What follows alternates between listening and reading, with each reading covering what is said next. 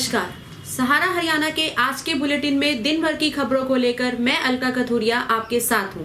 तो आइए नजर डालते हैं आज की हेडलाइंस पर। सावन के पहले सोमवार पर शिवालय में उमड़ी भक्तों की भीड़। श्रद्धा और उल्लास के साथ किया जलाभिषेक। कारगिल दिवस पर शहीदों को पौधारोपण व रक्तदान शिविर का आयोजन करके किया याद। उपायुक्त कैप्टन मनोज कुमार ने कहा, ऐसे वीर सपूतों को हमेशा रखना चाहिए याद। 27 जुलाई को जंतर मंतर पर किसान संसद में भाग लेंगे अनिल लांदल उर्फ बल्लू प्रधान। दिल्ली कूच के लिए तैयार रखें ट्रैक्टर, कहा बल्लू प्रधान ने। अवैध कॉलोनियों में ना खरीदे प्लॉट, वरना करना पड़ सकता है कार्रवाई का सामना, कहा उपायुक्त कैप्टन मनोज कुमार ने। शहीद परिवारों का पूर्व सैनिक हमेशा रखे ध्यान, कहा मेजर जनरल शमशेर सिंह ने। भव्यता के साथ सजाया गया प्राचीन श्री सिद्धेश्वर महादेव मंदिर। बाबा के दर्शनों को लेकर भक्तों की लगी भीड़। पशुपालन को बढ़ावा देने के लिए सरकार ने डेयरी ऋण पर अनुदान योजना को किया आरंभ। अब सामान्य वर्ग के पशुपालक भी इस योजना का उठा सकते हैं लाभ। जैसा कि हम सब जानते ही हैं कि सावन का महीना शुरू हो चुका है। पुरुष हो या महिलाएं, हर कोई इस महीने का इंतजार करता है। आज सावन का पहला सोमवार है और इस अवसर पर शहर के सभी शिवालयों पर भक्तों ने जलाभिषेक किया और ज़्यादातर महिलाओं ने व्रत भी रखा। व्रत के साथ साथ दूध, बेलपत्र और फूलों से भगवान शंकर की पूजा की। मंदिरों में सुबह ही भक्तों का आना जाना शुरू हो चुका था। इस मौके पर senior deputy mayor Rajkamal Sehgal ने शहरवासियों को सावन के पहले सोमवार की बधाई देते हुए उन्हें कोरोना से बचने की भी अपील की और वैक्सीनेशन करवाने के लिए भी जोर दिया।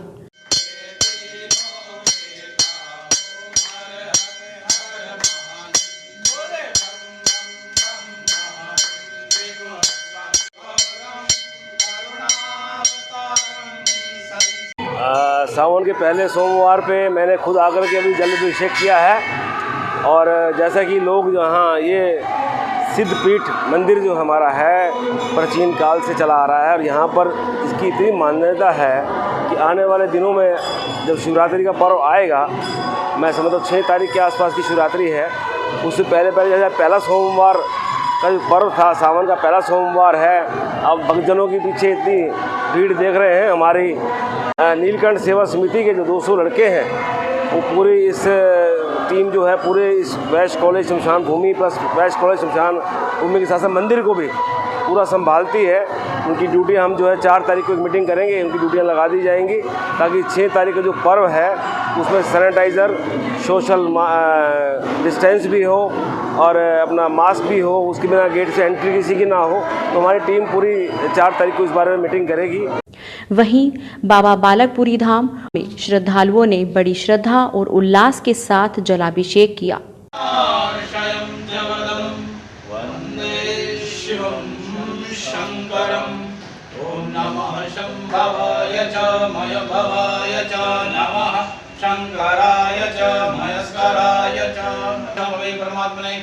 ओम नमो नारायण जी। सदगुरुदेव स्वामी बालकपुर जी महाराज की असीम कृपा से प्रत्येक वर्ष की भांति इस वर्ष भी पूरी धाम में बाबा बालकपुर जी डेरे के ऊपर महामंडलेश्वर स्वामी कर्णपुर जी महाराज जी के सानिध्य में प्रत्येक वर्ष की भांति इस वर्ष भी रुद्र महायज्ञ का आयोजन किया जा रहा है, जिसमें प्रतिदिन रुद्राभिषेक और शिवार्चन किया जाएगा, जिसमें सभी भक्तजन सादर आमंत्रित है। आज का महत्व, श्रावण मास का महत्व ये है कि पौराणिक कथाओं के अनुसार जब सागर का मंथन हुआ था तो उसमें से हलाहल विष निकला था और उस विष का पान केवल महादेव ने किया था और उसे अपने कंठ में धारण किया था। तो उसके ताप से जब शिव जी बम बम की आवाज़ निकालने लगे तो सभी देवताओं ने मिलकर के शिव जी का जलाभिषेक किया और उसी संदर्भ में प्रत्येक वर्ष श्रावण मास के अंदर भगवान शिव का अभिषेक किया जाता है, जिसके अंदर जल से, दूध से, दही से, घी से, शहद से, शक्कर से, विभिन्न प्रकार की वस्तुओं से जो शिव को अति प्रिय हैं, भांग, धतूरा, बेलपत्र इत्यादि से शिव का शिवार्चन किया जाता है, पूजन अर्चन किया जाता है, जिससे भक्तों की सभी मनोवांछित मनोकामनाएं पूर्ण होती हैं। शंकर की जय हो। आप सभी को पता होगा कि सावन के सोमवार बहुत खास होते हैं। सावन के सोमवार रखने से जो भी इस व्रत को मनोकामना पूर्ण होती है। हमारे व्रत को जो भी रखता है ख़ास तौर पे इसको कुंवारी लड़कियां रखती हैं कि उनको मनवांछित वर मिलता है। वैसे तो सभी की मनोकामनाएं पूर्ण होती हैं, भोले शिव शंकर सभी पे अपनी दया दृष्टि रखते हैं। सावन के सोमवार बहुत खास होते हैं। वहीं बाबा लक्ष्मणपुरी धाम में श्रद्धालुओं ने बड़ी श्रद्धा और उल्लास के साथ जलाभिषेक किया। ओम हरि ओम वे प्राण व सौम्यम मदभ्याजत बतावकम बातु सूर्यो वरक्षितमगमनाब्जाः वपोपभोर्धा विराजति उत प्रजात देवसं देवं वयन्ति केतवे दृष्टे विश्वासुजीना पावकस्तावरण्यन्तनाम संवरणं पश्यति देव्यादवर्जुवागते गंगतेन सूर्यतप्ता मदभ्याजज्जगं समज्जाति तं संस्थायं वीनसि चित्रं देवानामः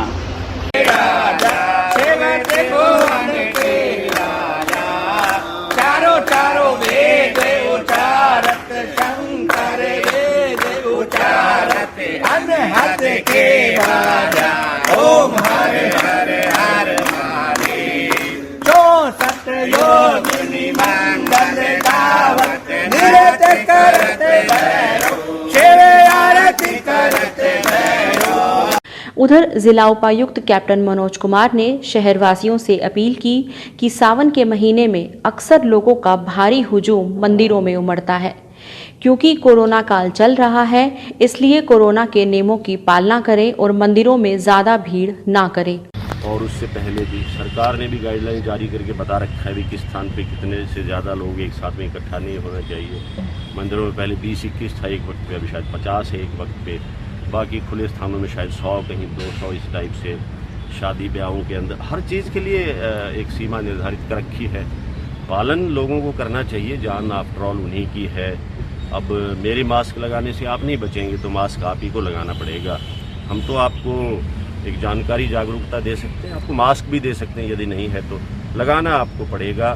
तो मेरी पुनः फिर यही अपील है कि मंदिरों में भीड़ ना करें, क्योंकि मंदिर भी वहीं रहेगा, आप भी वहीं रहेंगे और ये पर्व भी सावन भी लंबा चलेगा। तो ऐसा कुछ नहीं है कि भी 10 ही मिनट में सब कुछ निपट जाएगा और मैं रह जाऊँगा। प्लीज़, जान बहुत कीमती है। रोहतक में आज कारगिल दिवस पर शहीद हुए सेनानियों को याद किया गया।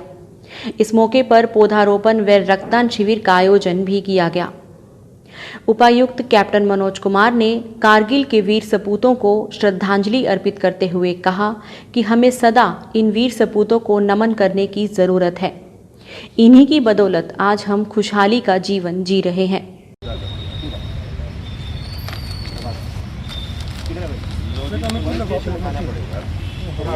उसकी भांति हम अपने शहीदों को नमन करते हैं अलग अलग मौक़ों पे। कारगिल युद्ध का जो विजय दिवस उनमें से एक है। इसी प्रकार से हमारे जांगला की लड़ाई थी, चाहे किरनी सेक्टर की, चाहे और कोई सेक्टर की लड़ाई थी, चाहे चीन का युद्ध था, चाहे पाकिस्तान के साथ था, या 15 अगस्त और 26 जनवरी। ये सभी ऐसे पावन मौके हैं जब हम अपने स्वतंत्रता सेनानियों को और देश के ऊपर जान न्यौछावर करने वाले वीर सपूतों को, शहीदों को नमन करते हैं, श्रद्धांजलि देते हैं, उनके प्रति अपनी कृतज्ञता प्रकट करते हैं कि हम आज जैसे खुशहाल हैं, आज़ादी की हवा में सांस ले रहे हैं, हमारे परिवार, रिश्तेदार, मित्र सब लोग सकुशल हैं, वो इन्हीं वीरों और शहीदों की बदौलत है। और ये मौके अक्सर ऐसे आते हैं और चले जाते हैं और लोग उसको एक मात्र फॉर्मेलिटी सी समझ के और थोड़ी ही देर बाद उसको भूल जाते हैं। उधर एक अन्य कार्यक्रम में कारगिल के शहीदों को याद करते हुए रक्तदान शिविर लगाया गया, जिसमें बतौर मुख्य अतिथि रोहतक नगर निगम मेयर मनमोहन गोयल ने शिरकत की। कार्यक्रम के बारे में जानकारी देते हुए अधिकारी ने बताया, भारत माता की जय, भारत माता की जय। आज रोहतक ग्रुप हेडक्वार्टर के मार्गदर्शन में और हमारे ब्रिगेडियर रोहित नोटियाल जी के नेतृत्व में NCC first Haryana battalion Rohtak और NCC second Haryana girls NCC battalion Rohtak के अथक सहयोग से आज हमने शहीदों की प्रतिमा का सम्मान समारोह कारगिल विजय दिवस के अवसर पर कारगिल में शहीद वीर शहीदों को याद करते हुए उनकी याद में श्रद्धांजलि अर्पित की है। साथ ही आज के अवसर पर ही पौधारोपण करते हुए पर्यावरण को स्वच्छ और साफ बनाने की मुहिम के अंदर भी हमने एक अहम योगदान अदा किया है। और साथ ही आज के ही अवसर पर रक्तदान शिविर का भव्य आयोजन कर रक्तदाताओं को भी इस मुहिम का हिस्सा बनाते हुए उनके श्रद्धा सुमन हमने कारगिल विजय दिवस के अंदर शहीदों को नमन करते हुए। नए कृषि कानूनों के विरोध में दिल्ली की सीमाओं पर पिछले 8 महीनों से डटे किसान अपने प्रदर्शन को और अधिक धार देने का काम कर रहे हैं।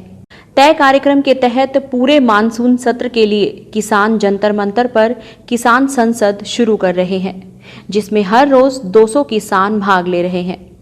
इसी कड़ी में भाकियू हरियाणा प्रदेश अध्यक्ष अनिल लांदल उर्फ पल्लू प्रधान भी 27 जुलाई को जंतर मंतर पर किसान संसद में पहुंचेंगे। इसी को लेकर उन्होंने आज अटगामा भवन में किसानों के साथ मीटिंग की और किसानों को इन नए कृषि कानूनों को रद्द करवाने के लिए अपने ट्रैक्टर ट्रॉली तैयार रखने को कहा।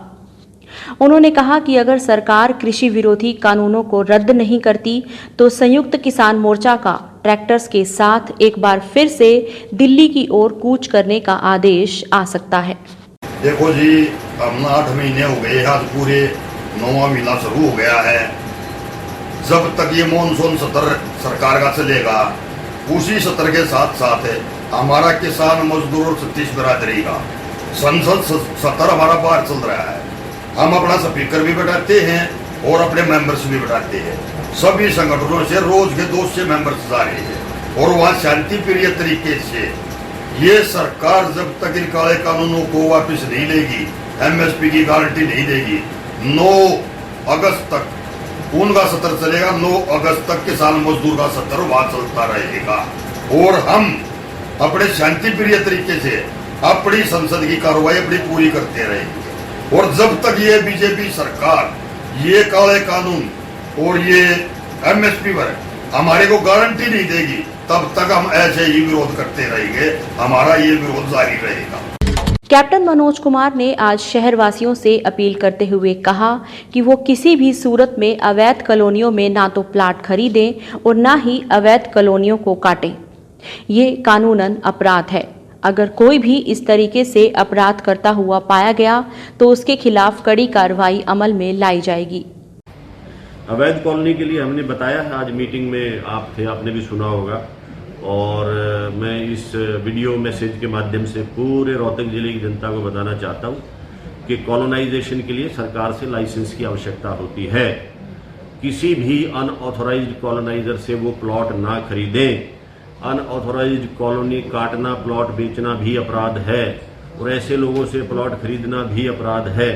हमने संबंधित सभी विभागों को, चाहे वो डीटीपी हैं, चाहे वो पुलिस है, चाहे वो नगर निगम, सबको ताकीद कर दी है कि सरकार अनऑथोराइज्ड कॉलोनाइजेशन को बिल्कुल भी बर्दाश्त नहीं करेगी। हरियाणा सरकार के बड़े सख्त आदेश हैं कि किसी भी सूरत में किसी भी जिले में अनऑथोराइज्ड कॉलोनाइजेशन नहीं होना चाहिए। तो मैं इस माध्यम से फिर लोगों को बता रहा हूँ कि बाद में फिर वो अक्सर कहते हैं कि वो प्रशासन ने नहीं सुनी, फलां ने नहीं सुनी, हम तो गरीब आदमी हैं, यहाँ फंस गए, वहाँ फंस गए। मेहरबानी करके इस जाल में मत उलझे।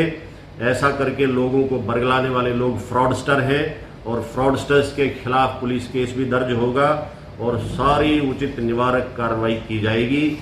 डीटीपी द्वारा ऐसे सभी खसरे नंबर जहाँ जहाँ ऐसी रिपोर्ट्स मिली हैं और जो उनके कंट्रोल्ड एरिया के दायरे में है या जो अर्बनाइजेशन के 7A के दायरे में है, ऐसी पूरी सूची खसरा नंबरों के साथ सभी बीडीओज के दफ्तरों में, सभी तहसीलों में, सभी उपमंडल अधिकारियों के पास, उपायुक्त के दफ्तर में भी ये सारी सूचियां उपलब्ध हैं। और मैंने डीपीआरओ से रिक्वेस्ट करी है कि ये सूची वो डीटीपी से लेके अखबारों में भी बड़े पैमाने पर छपवाएं और लोगों को ताकीद करें कि वो इलीगल कॉलोनीज में प्लॉट न लें, वरना हर्जाने और नुकसान के जिम्मेदार वो खुद होंगे। कारगिल विजय दिवस के गौरवशाली अवसर पर हरियाणा पूर्व सैनिक संघ मुख्यालय भवन पर कारगिल युद्ध में शहीद हुए वीर सेनानियों की वीर नारियों को 26 जुलाई कारगिल विजय दिवस के अवसर पर पूरे मान सम्मान के साथ सम्मानित किया गया।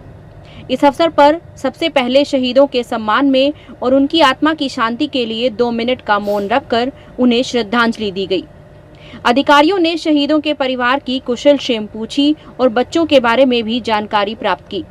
इस अवसर पर general Shamsher Singh, brigadier SS Rohil, colonel Sube Singh और हरियाणा पूर्व सैनिक संघ के प्रधान कर्नल टेकचंद दहिया ने वीर नारियों और उनके परिवारों को संबोधित किया और उनकी समस्याएं जानी। सावन का महीना भोले बाबा का प्रिय महीना है। इस माह में भोले बाबा की पूजा अर्चना का विशेष महत्व है। इसी कड़ी में आज कलानौर स्थित प्राचीन श्री सिद्धेश्वर महादेव मंदिर को बड़े ही सुंदर तरीके से सजाया गया। सुबह से ही भक्तजन भोले बाबा के जलाभिषेक को लेकर मंदिर में जुटने शुरू हो गए थे।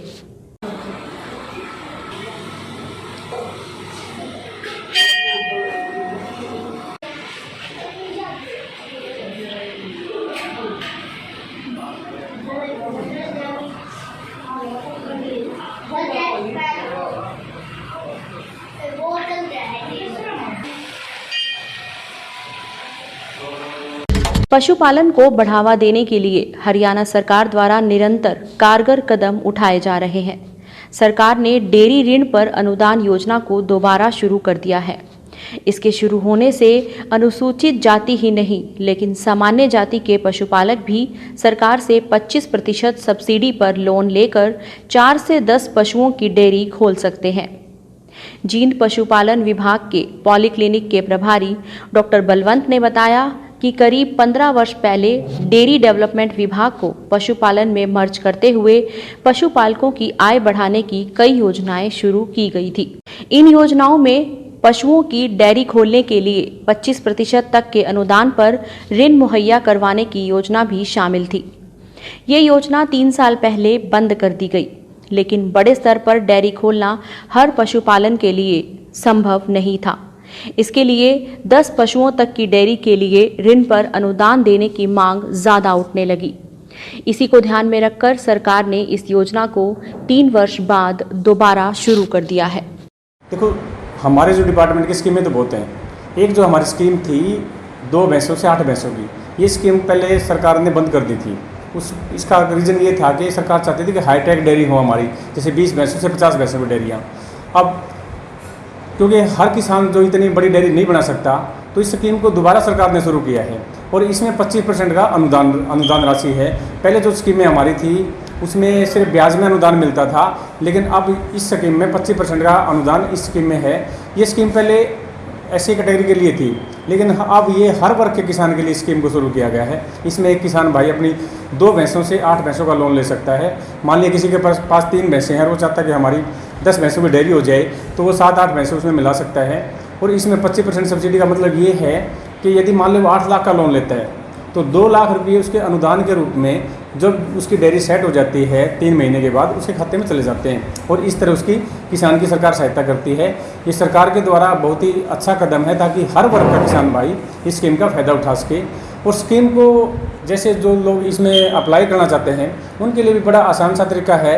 इसमें आप सल पोर्टल पे जाइए, सल हरियाणा के ऊपर या ई दिशा के अंदर या अटल के अंदर, यहाँ पे जाके आप ऑनलाइन स्कीम को आप अप्लाई करिए। आप अपने साथ एक तो अपना परिवार पहचान पत्र, एक आधार कार्ड, एक पैन कार्ड, एक जिस बैंक में आपका खाता है और 2 फ़ोटो आपकी, वो एक फ़ोटो लेके जाएं साथ में। ये सारी की सारी सल पोर्टल पे आपकी अपलोड होएंगी।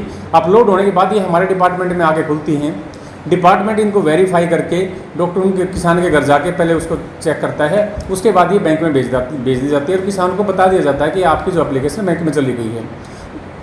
और वहाँ से फिर वो किसान सैंक्शन लेटर लेके दोबारा डिपार्टमेंट के पास आता है और सैंक्शन लेटर के ऊपर उसकी भैंसों की परचेज की जाती है और उसके बाद जब उसकी डेयरी चल पड़ती है तो अनुदान राशि उसके खाते में भेज दी जाती है। आज के एपिसोड के लिए इतना ही। दिन भर की और आपके आसपास की खबरों के लिए मिलते रहेंगे। तब तक के लिए नमस्कार।